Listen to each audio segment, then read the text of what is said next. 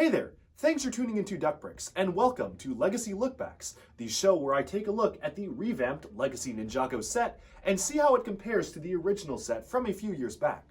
This is part of my ongoing mega review of every single LEGO Ninjago wave, and specifically we'll be breaking up the Winter 2021 Legacy wave into these Legacy Lookback videos so I can focus on one set at a time.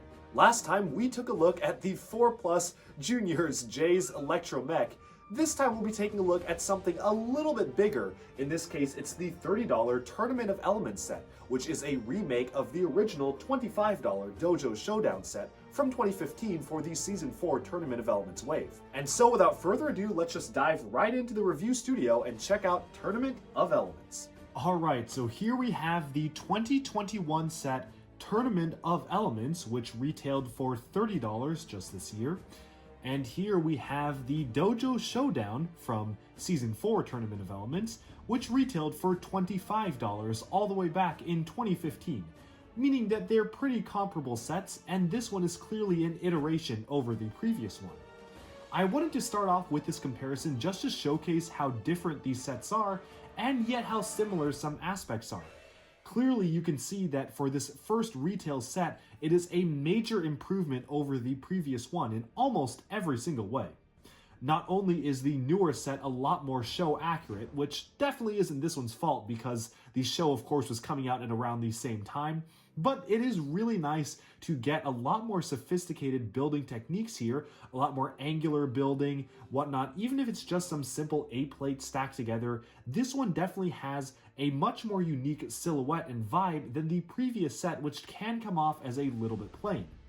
That being said though, this one does have some unique action features. You've got some Venom flick-fire missiles from the walls for whatever they're worth, and you have a trap door which can plunge a ninja or combatant into a pit of fire at the bottom there, and you have some places for the characters to do some parkour, climb up the chains, run alongside these sides of the walls and whatnot. What is also nice about the older set is that it came with these unique printed window pieces, which are very ornate, really nice use for any sort of Japanese or Asian-styled LEGO building.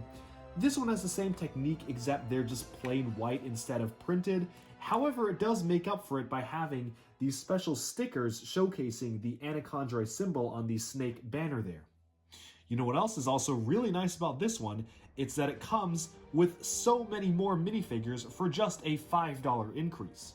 Whereas the $25 set had 4 minifigures, only 2 of which were unique to the set, being the 2 Elemental Masters for the wave, this one comes with 7 minifigures, 4 of which are completely unique.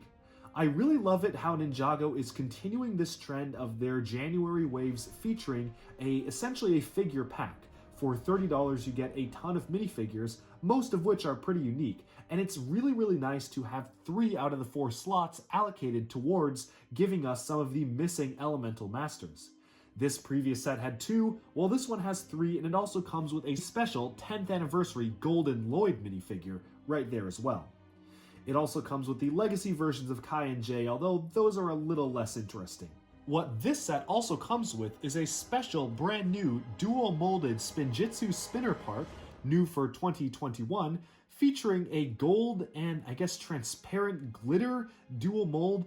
Honestly, kind of a strange choice. I guess it was supposed to go with Golden Lloyd, but on the box art it shows Kai using it, and that's definitely not his tornado color. Not really sure what's going on there. What's also nice though is that they included this spinner element as well, so you can spin the minifigures along in a very similar fashion to the previous spinner pieces from the epic battle sets. All in all, for just a $5 increase from one set to another, this is a major improvement, and I am very happy with the value offered by this set. Even going so far as to say that in terms of a point system, I would say the value for this set is a 10 out of 10. You get 4 exclusive minifigures, 7 figures in total, and you get a fantastic build that is both show accurate and actually offers a ton of unique things over the previous predecessor, which I'm gonna say, if it didn't have those 2 Elemental Masters, is kind of a throwaway set and is a little bit weak of a build. But now moving on from these comparisons, I'll move aside the Dojo Showdown here. get these minifigures out of the way, let's just focus in on this build as a whole, even moving aside the minifigures and whatnot, all of the extra miscellaneous stuff, just pulling in focus on the build itself, and it is not bad. First of all, one of the coolest callbacks to the show is that one of these vases, you can see right here, actually can crack open to reveal a jade blade stuck inside. Just like in the show, and there's one episode when there is a jade blade actually hidden inside one of these vases. What's also really nice is that obviously the jade blade piece is discontinued, but they actually recolored the weapon pack to represent jade blades, which I think it does a pretty good job of doing, and it also has a lot of extra additional details for the show. It includes a special sticker for Klaus's Book of Spells. It's not there right now because I'm actually using it to display my Klaus minifigure, which you can see right here. It goes perfectly with him, but yet another great nod to the show. The only complaint that I have is that I really wish that instead of getting another Izor minifigure, we could have gotten a Legacy Klaus in this set. In fact, his book stand is right there. Why not include a Legacy version of Klaus? You don't even need to bring back any old molds. That's the other kind of strange thing here. When I was reading the description that the designer wrote for the set, they said that they wanted to include Camille, who is the final missing elemental master, but unfortunately ran into problems trying to include her alongside the set development process and eventually had to scrap that minifigure.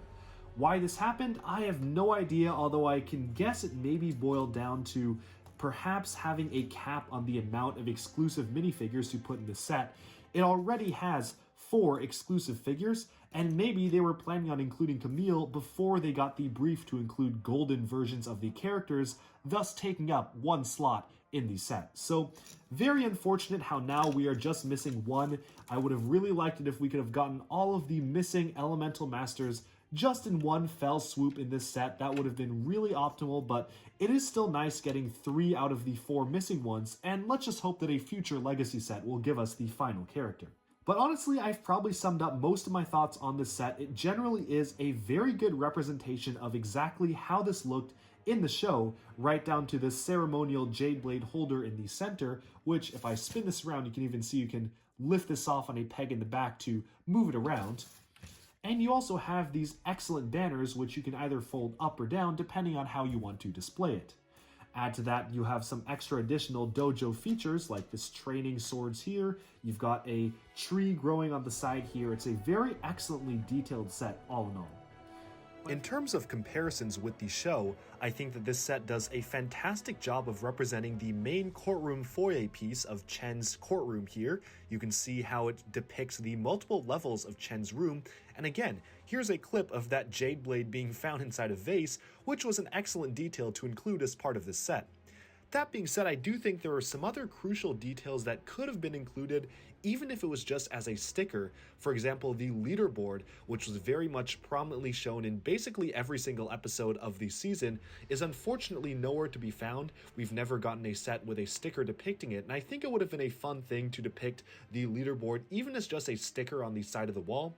The other thing that I would have liked to see would be Chen's chair. We did get a version of Chen's chair atop his Tyrannosaurus Rex mech for the Day of the Departed wave, but it would be nice to get a more Legacy-styled one, and especially one with all of these details sticking out from the back of it. I think would be really nice to get as a full-on Chen's chair, especially as that was a very prominent part of the season. However, it definitely is a major improvement over the 2015 Dojo Showdown, and it definitely is a very decent representation of this main building, especially at the $30 price point.